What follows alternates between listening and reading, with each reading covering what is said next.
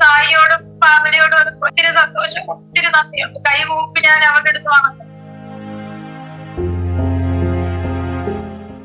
അവരതിൽ പിടിക്കും. കാരണം അവർ ഫ്യൂച്ചർ നോക്കണം, അവരുടെ കറന്റ് സിറ്റുവേഷൻ നോക്കണം. ആൻഡ് സബ്സ്ക്രിപ്ഷൻ ഞാൻ ആദ്യം മുതലേ പറയുന്നുണ്ട്. എന്താണ് ഈ സബ്സ്ക്രിപ്ഷനിൽ മോശം? ഞാൻ പറയട്ടെ, സബ്സ്ക്രിപ്ഷൻ തന്നെ വെച്ചത് എന്തിനാ? കാണാൻ താല്പര്യമുള്ളവർ മാത്രം കണ്ടാവും. ഇത് കാണും വേണം, കുറ്റം പറയും, അതെടുത്ത് ലീക്കാക്കും. ഞാനത് ചിന്തിച്ചേ. എല്ലാവർക്കും നമസ്കാരം.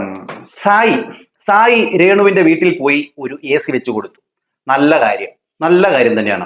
കാരണം എന്താ പറയുക, രേണുവിന് ചൂടാന്ന് പറയുന്നു. ഈ കീമോയുടെ മരുന്നൊക്കെ എടുക്കുന്നത് കൊണ്ട് തന്നെ നല്ല ചൂടാണ്. കാരണം ആ ഒരു സിറ്റുവേഷൻ എനിക്ക് അറിയാവുന്നത് കൊണ്ടും ഞങ്ങളുടെ വീട്ടിൽ ഇങ്ങനെ ഒരു ക്യാൻസർ രോഗി ഉള്ളത് കൊണ്ടും അതെനിക്ക് കൃത്യമായിട്ട് അറിയാം. അതുകൊണ്ട് തന്നെ നല്ല ചൂടാണ്. ആ ചൂട് രേണുവിനുണ്ടെന്ന് അറിഞ്ഞപ്പോൾ തന്നെ സായി കൊണ്ടുപോയി പൈസ കൊടുക്കുകയും എന്താണ് ഒരു AC അവിടെ മേടിച്ചു വെക്കുകയും ചെയ്തു. അത് നല്ലൊരു കാര്യമാണ്. എന്നാൽ സായി ഒരു നന്മമരം കളിക്കുകയല്ലയോ എന്നുള്ളൊരു കാര്യം ഇവിടെ എനിക്ക് എടുത്തു പറയേണ്ടതായിട്ടുണ്ട്. എടാ, നമ്മൾ പോയി സഹായിച്ചതിന് ശേഷം നമ്മൾ എന്ത് ചെയ്യണം? നേരെ പോണം, അല്ലേ വേണ്ടേ?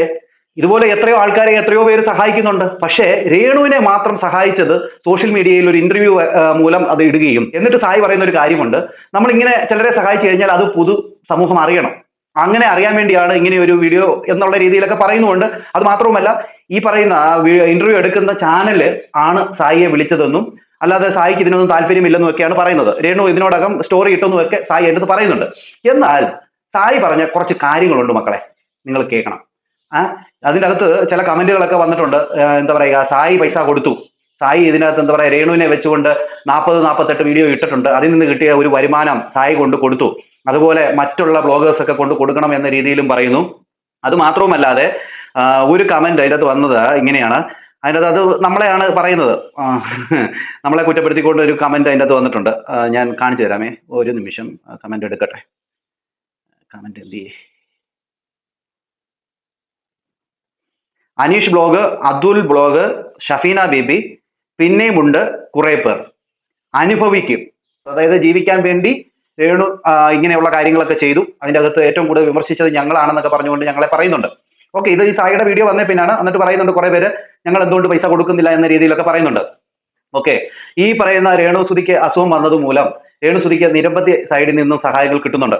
പിന്നെ ബ്ലോഗർമാർ എന്തുകൊണ്ട് സഹായിക്കുന്നില്ല എന്നുള്ള ഒരു ചോദ്യം ഇവിടെ പ്രശസ്തമല്ല. കാരണം എന്ന് വെച്ച് കഴിഞ്ഞാൽ ഞങ്ങൾ പറഞ്ഞിട്ടുള്ളത് ഇവിടെ രേണു കാണിച്ചിട്ടുള്ള വൃത്തികേടുകൾ, രേണു സോഷ്യൽ മീഡിയയിലൂടെ പറഞ്ഞിട്ടുള്ള കാര്യങ്ങൾ, ഇതൊക്കെ വെച്ചിട്ടാണ് ഞങ്ങൾ പ്രതികരിച്ചിട്ടുള്ളത്. അല്ലാതെ രേണുവിനെ ഞങ്ങൾ രാവിലെ തൊട്ട് വൈകുന്നേരം വരെ ചുമ്മാ കുറ്റപ്പെടുത്തിയതൊന്നുമല്ല. രേണു കാണിച്ചിട്ടുള്ള ഓരോ പ്രവൃത്തികളുമാണ് എടുത്തു വെച്ച് സംസാരിച്ചിട്ടുള്ളത്. എന്തായാലും ഈ സായി പറഞ്ഞ കുറച്ച് കാര്യങ്ങളുണ്ട്, അതാദ്യം നിങ്ങളൊന്ന് കേട്ടെ. അതിനുള്ള സീനല്ല, അത് ഞാൻ ആദ്യം പറയുന്നു. ഞാനിപ്പോ ഈ ഇന്റർവ്യൂ എടുക്കുന്ന തന്നെ രേണുവിന്റെ വീട്ടിൽ പോയി വന്നിട്ടാണ്. ഞാൻ പോലും അറിയാം നിങ്ങൾ എന്നെ വിളിച്ച്. ചേച്ചിനെ വിളിച്ച് പറഞ്ഞിട്ടുണ്ടായിരുന്നു ഇങ്ങനെ വന്നു. അതാണ് ഞാൻ ആലോചിച്ചത്, ഞാൻ ആരോടും പറഞ്ഞില്ലല്ലോ, പിന്നെ ഇവരെ അറിഞ്ഞത്. അപ്പോ ഞാൻ പോയി, ഞാൻ കണ്ടു, ഇന്നെ കൊണ്ട് ചെയ്യാൻ പറ്റുന്നത് ഞാൻ ചെയ്തു, ഞാൻ പോകുന്നു. ഞാൻ ചെയ്ത വേറൊന്നുമല്ല. എനിക്ക് ഉറപ്പിച്ച എന്റെ എന്താ പറയാ, എന്റെ നെഞ്ചു തൊട്ട് പറയാം, 48 വീഡിയോ രേണുവിനെ കുറ്റപ്പെടുത്തിയിട്ടല്ല ഞാൻ ഇട്ടിട്ടുള്ളത്. ഞാൻ സപ്പോർട്ട് ചെയ്തിട്ട വീഡിയോന്റെ എണ്ണമായിരിക്കും കൂടുതൽ.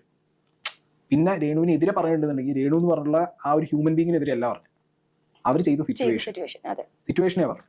ഓക്കെ, ഇവിടെ ഈ പറയുന്ന സായി പോയി സഹായിച്ചു, നല്ല കാര്യം തന്നെയാണ്. അതിപ്പോഴും ഞാൻ പറയുന്നു നല്ല കാര്യം തന്നെയാണ്. പക്ഷേ ഇതിനെക്കാട്ടിലും വളരെയധികം ബുദ്ധിമുട്ടുന്ന എത്രയോ ആൾക്കാരുണ്ട്. ഞാൻ കഴിഞ്ഞ വീഡിയോയിലെല്ലാം പറഞ്ഞിരുന്നു, നമ്മുടെ ചുറ്റുപാടും എത്രയോ ആൾക്കാർ കഷ്ടപ്പെടുന്നുണ്ട്, രോഗത്താൽ വലയുന്നുണ്ട്. അവർക്ക് ഒരു നേരത്തെ ആഹാരം കൊടുക്കാനോ അവരെ ഒന്ന് സഹായിക്കാനോ ആരുമില്ല. ഇവരെ സംബന്ധിച്ച്, ഈ സെലിബ്രിറ്റി ആയിട്ടുള്ള രേണുവിനെ സംബന്ധിച്ച് നിരവധി ആൾക്കാർ സഹായിക്കാനായിട്ടുണ്ട്. അവരൊരു വീഡിയോ ഇട്ട് പറഞ്ഞാൽ മതി, ആൾക്കാർ പടേ എന്ന് പറഞ്ഞ് കാശിട്ട് കൊടുക്കും. അപ്പോൾ ഈ പറയുന്ന സായി പറയുകയാണ് അവർക്ക് എതിരെ വീഡിയോ ഇട്ടിട്ടുള്ള ആൾക്കാരെല്ലാം പൈസ കൊടുക്കണം എന്നുള്ള രീതിയിലാണ് പറയുന്നത്. സഹായിക്കാനുള്ളവരൊക്കെ സഹായിക്കുന്നുണ്ട്. ഓക്കെ, അതാരും കൊട്ടിഘോഷിച്ചുകൊണ്ട് പറയുന്നില്ല എന്നുള്ളതാണ്. ഇനി സായി പറയുന്ന വേറൊരു കാര്യമുണ്ട്, അത് കേട്ടോ. ആർക്കെങ്കിലും ഇനി ഇതേപോലെ രേണുവിനെ കണ്ടന്റ് ചെയ്തവർക്ക് എന്തെങ്കിലും, ഞാൻ പറയുന്നത് എല്ലായിടത്തും കൊടുക്കണമെന്നല്ല, അവനാന്റെ ജീവിതത്തിൽ അവനാൻ സ്റ്റേബിൾ ആയിട്ട് നിൽക്കുന്ന സിറ്റുവേഷനിൽ നിങ്ങളുടെ കയ്യിൽ ബാങ്കിൽ എന്തെങ്കിലും ബാലൻസ് ഉണ്ടെങ്കിൽ അതൊന്നൊരു ഹെൽത്തി എമൗണ്ട് കൊടുത്താൽ അവർക്ക് ഇപ്പൊ ആരുടെ മുന്നിലും കൈ നീട്ടാതെ മുന്നോട്ട് പോകാൻ പറ്റും. അത്രേ ഉള്ളൂ. നാളെ അവർ സർവൈവ് ചെയ്ത് തിരിച്ചു വന്നാൽ അവർ വീണ്ടും കോണ്ടന്റ് അല്ലേ നിങ്ങൾ ചെയ്തോ, വീണ്ടും കോണ്ടന്റ് ആണ്. അവരാരോടും നോ പറഞ്ഞിട്ടില്ല, ഒരാളോട് വീഡിയോ ചെയ്തെന്ന് പറഞ്ഞിട്ടില്ല. നാളെ നിങ്ങൾക്ക് ഇനിയും കോണ്ടന്റ് ആണ് അവർ ചെയ്തു, അത്രേ ഉള്ളൂ. അല്ലാതെ അതിൽ കൂടുതലൊന്നും ഞാൻ ചിന്തിച്ചിട്ടില്ല. അതായത് പുള്ളി പറയുന്നത് ഇപ്പൊ രേണു വയ്യാതിരിക്കുകയാണ്, രേണുവിന് നമ്മൾ പൈസ കൊടുത്ത് അവരെ എന്ത് ചെയ്യുക, ജീവിതത്തിലേക്ക് കൊണ്ടുവരിക, എന്നിട്ട് പിന്നെയും രേണുവിനെ വെച്ച് നമ്മൾ കണ്ടന്റ് ചെയ്യണമെന്നാണ് പുള്ളി പറയുന്നത്. അപ്പൊ ഈ പുള്ളി സഹായിച്ചതിന് എന്ത് പ്രശസ്തിയാണുള്ളത്? എന്റെ പൊന്നു പ്രേക്ഷകരെ, നിങ്ങൾ തന്നെ പറഞ്ഞേ, എന്താണ്? അപ്പൊ ഇവൻ നന്മമരം കളിച്ചതല്ലേ ഇതിന്റെ അകത്ത്? അല്ല, ഇവൻ പറയണോ രേണു കഴിഞ്ഞു, ഇനി ആരും ഇങ്ങനെ ഒരു വീഡിയോ ചെയ്യരുത്, അവരുടെ ലൈഫിൽ പറ്റിപ്പോയ ചില കാര്യങ്ങളുണ്ട്, അതൊക്കെ അവർ ക്ഷമിച്ച് ഈ ഒരു അസുഖത്തോടു കൂടി അവർ മാറും, അവരെ സഹായിക്കാനുള്ളവരൊക്കെ ഒന്ന് സഹായിക്കണം എന്ന് പറയുകയായിരുന്നെങ്കിൽ അതിനൊരു ഇതുണ്ടായിരുന്നു. ഇത് എന്താ പറയുക, അസുഖത്തിൽ നിന്നൊക്കെ എന്താ പറയുക രക്ഷപ്പെട്ട് വന്നു കഴിയുമ്പോൾ അവരെ എടുത്ത് നമുക്ക് പിന്നെയും ചെയ്യാം എന്ന രീതിയിലാണ് പറയുന്നത്, അവരെ വെച്ച് കണ്ടന്റ് ഉണ്ടാക്കാം എന്ന രീതിയിലാണ് പറയുന്നത്. ഞങ്ങൾ ആരും ചുമ്മാ വെച്ച് കണ്ടന്റ് ഉണ്ടാക്കിയിട്ടില്ല. രേണു കാണിച്ചിട്ടുള്ള ഓരോ കാര്യങ്ങളാണ് എടുത്തു വെച്ച് പറഞ്ഞിട്ടുള്ളത്. ബിഷപ്പിനെതിരെ പറഞ്ഞിട്ടുള്ളതും അതോടൊപ്പം തന്നെ ഫിറോസിനെതിരെ പറഞ്ഞിട്ടുള്ളതും അത് മാത്രവുമല്ല, പിന്നെ ഈ സബ്സ്ക്രിപ്ഷനെ കുറിച്ചും ഈ പറയുന്ന സായി പറയുന്നുണ്ട്. അതോടെ ഒന്ന് കേട്ട് നോക്കിയ പ്രേക്ഷകരെ, നിങ്ങൾ കേക്ക്, എന്റെ പൊന്നു പ്രേക്ഷകരെ, നിങ്ങൾ ഇത് കേക്ക്, എന്നിട്ട് പറ. ഇതെന്താ അറിയോ, ഓരോരുത്തർക്ക് പൈസ ഉണ്ടാക്കുക ഓരോ നാക്കാണ്. ഞാൻ അങ്ങനെ എപ്പോഴും വിചാരിക്കും, പണം ഉണ്ടാക്കുക എന്ന് പറയുന്നത് ഒരു കൈൻഡ് ഓഫ് നാക്കാണ്. അതെല്ലാം മനുഷ്യരും ഒരുപോലെ ആവണം. ചിലർ പഠിച്ച് തന്നെ ജോലിയാക്കി മാറ്റും. ഇന്ത്യ ലൈഫിൽ പറഞ്ഞാൽ പഠിച്ചതിന് ഒരു ബന്ധമില്ലാത്ത പണി ഞാൻ ചെയ്യും. എനിക്ക് പ്രൊഫഷണലി ആവണം പാഷനേറ്റ് ആയിട്ട് പോയ സാധനം അല്ല ഇത്. പക്ഷെ ഞാൻ പൈസ ഉണ്ടാക്കാൻ പഠിച്ചു. എനിക്ക് ഒരു കൈൻഡ് ഓഫ് നാക്ക് കിട്ടി. അത് കിട്ടാത്തവരുണ്ടാവും, അവർ ചിലപ്പോൾ ഡെസ്പറേറ്റ് ആവും.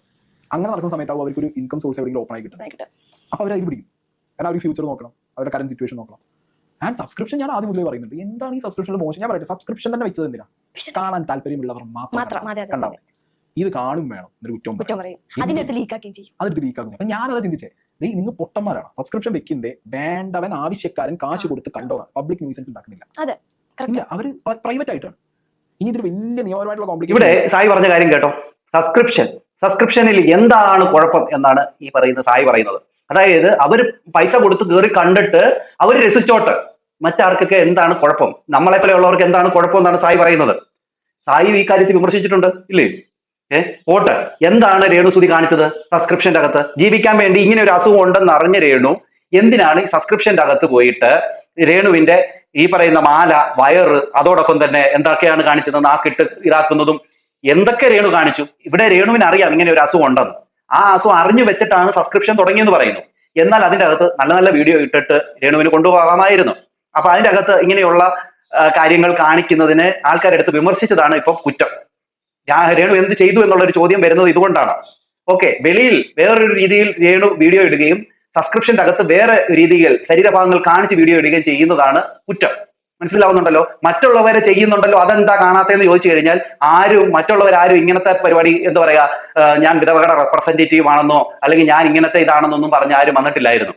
മനസ്സിലാവുന്നുണ്ട്? ഇപ്പം പിന്നെ രേണുവിനെ പിന്നെയും വലിച്ചിട്ട് ഇതാക്കുകയല്ല. ഇവിടെ സായി ഇങ്ങനത്തെ ഒരു കാര്യം പറഞ്ഞുകൊണ്ട് തന്നെ പറയുകയാണ്. സായി അങ്ങ് നന്മമരം കാണിച്ച് സബ്സ്ക്രിപ്ഷൻ ചെയ്താൽ എന്താണ്, അതിനകത്ത് എന്താണ് കുഴപ്പം എന്നൊക്കെ രീതിയിൽ ചോദിച്ചത് കൊണ്ട് അങ്ങ് പറഞ്ഞു പോയതാണ്. ഓക്കെ, എന്തായാലും കൊള്ളാം, നല്ല കാര്യം തന്നെയാണ്. എന്തായാലും രേണുവിനെ ഫോൺ വിളിച്ച സമയത്ത് രേണു വീഡിയോ കോളിലൂടെ സായി സഹായിച്ച കാര്യങ്ങളൊക്കെ പറഞ്ഞുകൊണ്ട് കരഞ്ഞ് ഇമോഷൻ രീതിയിലൊക്കെ സംസാരിക്കുന്നുണ്ട്. അതൊന്ന് കണ്ടുപോയി.